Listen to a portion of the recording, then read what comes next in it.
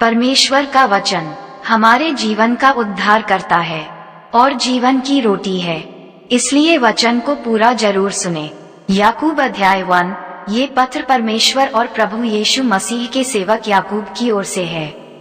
संसार भर में बिखरे हुए 12 कुलों को नमस्कार। मेरे भाइयों और बहनों, जब आप पर अनेक प्रकार की विपत्तियां आएं, तब इसे बड़े आनंद की बात समझिए। आप जानते हैं कि आपके विश्वास का इस प्रकार का परीक्षण धैर्य उत्पन्न करता है।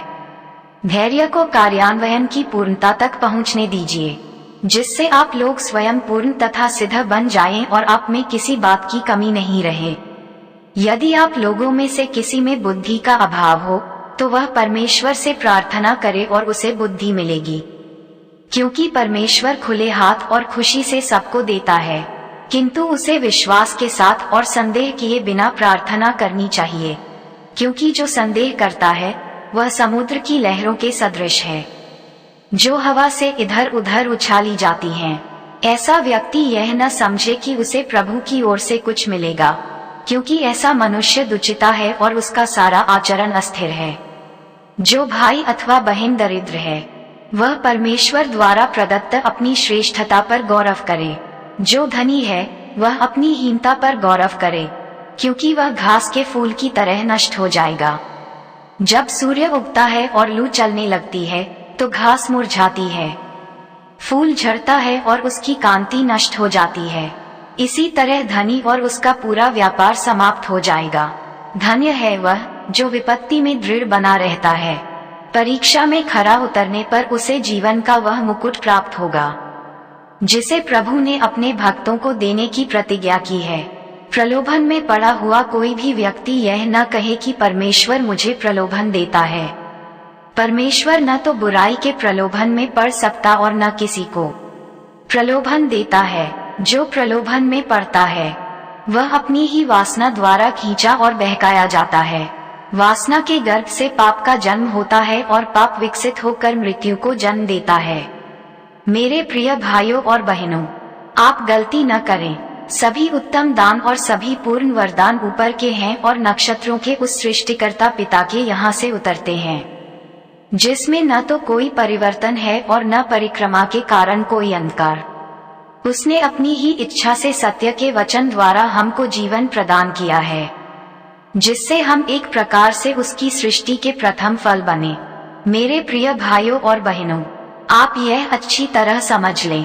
प्रत्येक व्यक्ति सुनने के लिए तत्पर रहे, किंतु बोलने और क्रोध करने में देर करे, क्योंकि मनुष्य का क्रोध उस धार्मिकता में सहायक नहीं होता जिसे परमेश्वर चाहता है। इसलिए आप लोग हर प्रकार की मलिनता और समस्त बुराई को दूर कर नम्रतापूर्वक परमेश्वर का वह वचन ग्रहण करें, जो आप में रोपा गया है और आपकी आत्मा का उद्धार करने में समर्थ है। आप लोग अपने को धोखा नहीं दें। वचन के श्रोता ही नहीं, बल्कि उसके पालनकर्ता भी बने। जो व्यक्ति वचन सुनता है, किंतु उसके अनुसार आचरण नहीं करता, वह उस मनुष्य के सदृश है जो दर्पण में अपना प्राकृतिक चेहरा देखता है। वह अपने को देखकर चला जाता है और उसे याद नहीं रहता कि उसका अपना स्वरूप कैसा है। किंतु जो व्यक्ति उस व्यवस्था को, जो पूर्ण है और हमें स्वतंत्रता प्रदान करती है, ध्यान से देखता और उसका पालन करता रहता है, वह उस श्रोता के सदृश नहीं जो तुरंत भूल जाता है, बल्कि वह कर्ता बन जाता और उस व्यवस्था को अपने जीवन में चरितार्थ करता है। वह अपने आचरण के कारण धन्य होगा।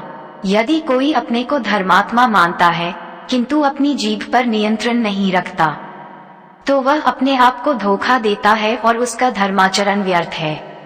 पिता परमेश्वर की दृष्टि में शुद्ध और निर्मल धर्म ये है: विपत्ति में पड़े हुए अनाथों और विधवाओं की सहायता करना और अपने को संसार के दूषण से बचाए रखना। अध्याय 2। मेरे भाइयों और बहनों, आप लोग हमारे महिमान्वित प्रभु यीशु मसीह में विश्वास करते हैं, इसलिए भेदभाव और चापलूसी से दूर रहिए। मान लीजिए कि आप लोगों की सभा में सोने की अंगूठी और कीमती वस्त्र पहने कोई व्यक्ति प्रवेश करता है और साथ ही फटे पुराने कपड़े पहने कोई कंगाल। तो क्या आपने मन में भेदभाव नहीं आने दिया और गलत विचार के अनुसार निर्णय नहीं किया?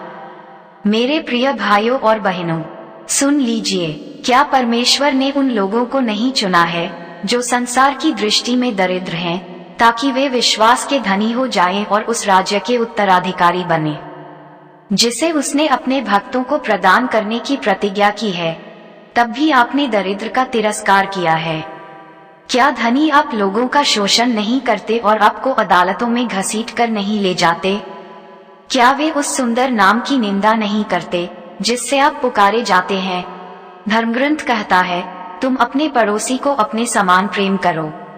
यदि आप इसके अनुसार सुनहरी आज्ञा पूरी करते हैं तो अच्छा करते हैं, किंतु यदि आप पक्षपात करते हैं तो पाप करते हैं और व्यवस्था के अनुसार दोषी ठहरते हैं। यदि कोई पूरी व्यवस्था का पालन करता है किंतु उसकी एक धारा का ही उल्लंघन करता है, तो वह समस्त व्यवस्था के प्रति अपराध करता है। क्योंकि जिसने कहा व्यभिचार मत करो, उसने ये भी कहा हत्या मत करो। इसलिए यदि आप व्यभिचार नहीं करते किंतु हत्या करते हैं तो आप व्यवस्था का उल्लंघन करते हैं। आपकी बातचीत और आपका आचरण उन लोगों के सदृश हो जिनका न्याय स्वतंत्रता प्रदान करने वाली व्यवस्था के अनुसार किया जाएगा। जिसने दया नहीं दिखाई है उसका न्याय दया के साथ नहीं किया जाएगा, किंतु दया न्याय पर विजय पाती है। मेरे भाइयों और बहनों, यदि कोई ये कहता है कि मैं विश्वास करता हूँ किंतु उसके अनुसार आचरण नहीं करता, तो इससे क्या लाभ?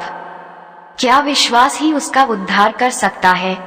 मान लीजिए कि किसी भाई या बहन के पास न पहनने के कपड़े हों और न दैनिक भोजन। यदि आप लोगों में से कोई उनसे कहे शांति से जाइए, गरम गरम कपड़े पहनिए और भरपेट खाइए, किंतु वह उन्हें शरीर के लिए आवश्यक वस्तुएं नहीं दे, तो इससे क्या लाभ? इसी तरह कर्मों के अभाव में विश्वास अपने आप में निर्जीव होता है। और ऐसे मनुष्य से कोई कह सकता है तुम विश्वास करते हो किंतु मैं उसके अनुसार आचरण करता हूँ। मुझे अपना विश्वास दिखाओ जिस पर तुम नहीं चलते और मैं अपने आचरण द्वारा तुम्हें अपने विश्वास का प्रमाण दूंगा। तुम विश्वास करते हो कि केवल एक परमेश्वर है, अच्छा करते हो। दुष्ट आत्माएं भी ऐसा विश्वास करती हैं और कांपती रहती हैं। मूर्ख, क्या तुम इसका प्रमाण चाहते हो कि कर्मों के अभाव में विश्वास व्यर्थ है? क्या हमारे पिता अब्राहम अपने कर्मों के कारण धार्मिक नहीं ठहराए गए जब उन्होंने वेदी पर अपने पुत्र इसहाक को अर्पित किया? तुम देखते हो कि उनका विश्वास उनके कर्मों के साथ क्रियाशील था और उनके कर्मों द्वारा ही पूर्णता प्राप्त कर सका। इस प्रकार धर्मग्रंथ का ये कथन पूरा हुआ। अब्राहम ने परमेश्वर में विश्वास किया और इसी से वह धार्मिक माने गए और परमेश्वर के मित्र कहलाए। आप लोग देखते हैं कि मनुष्य केवल विश्वास से नहीं बल्कि कर्मों से धार्मिक ठहराया जाता है। इसी प्रकार वेश्या राहाब अपने कर्मों से धार्मिक ठहराई गई, क्योंकि उसने अपने घर में दूतों का स्वागत किया और उन्हें दूसरे रास्ते से विदा किया। जिस तरह आत्मा के बिना शरीर निर्जीव है, उसी तरह कर्मों के अभाव में विश्वास निर्जीव है। अध्याय 3। मेरे भाइयों और बहनों, आप लोगों में बहुत लोग गुरु न बने, क्योंकि आप जानते हैं कि हम गुरुओं से अधिक कड़ाई से लेखा मांगा जाएगा। हम सब बार-बार गलत काम करते हैं। जो कभी गलत बात नहीं कहता वह पहुंचा हुआ मनुष्य है और वह अपने पूर्ण शरीर को नियंत्रण में रख सकता है। यदि हम घोड़ों को वश में रखने के लिए उनके मुंह में लगाम लगाते हैं तो उनके सारे शरीर को इधर उधर घुमा सकते हैं। जलयान का भी उदाहरण लीजिए, वह कितना ही बड़ा क्यों न हो और तेज हवा से भले ही बहाया जा रहा हो, तब भी वह कर्णधार की इच्छा के अनुसार एक छोटी सी पतवार से चलाया जाता है। इसी प्रकार जीभ शरीर का एक छोटा सा अंग है, किंतु वह शक्तिशाली होने का दावा कर सकती है। देखिए, एक छोटी सी चिनगारी कितने विशाल वन में आग लगा सकती है। जीभ भी एक आग है, उसमें अधर्म का संसार भरा पड़ा है। हमारे अंगों में जीभ ही है जो हमारा समस्त शरीर दूषित करती और नरकाग्नि से प्रज्वलित होकर हमारे भव चक्र में आग लगा देती है। हर प्रकार के पशु और पक्षी, रेंगने वाले और जलचर जीव जंतु सबके सब मानव जाति द्वारा वश में किए जा सकते हैं अथवा वश में किए जा चुके हैं, किंतु कोई मनुष्य अपनी जीभ को वश में नहीं कर सकता।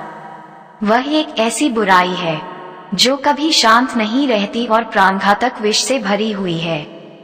हम उससे अपने प्रभु एवं पिता की स्तुति करते हैं और उसी से मनुष्यों को अभिशाप देते हैं, जो परमेश्वर के स्वरूप में बनाए गए हैं। एक ही मुख से स्तुति भी निकलती है और अभिशाप भी।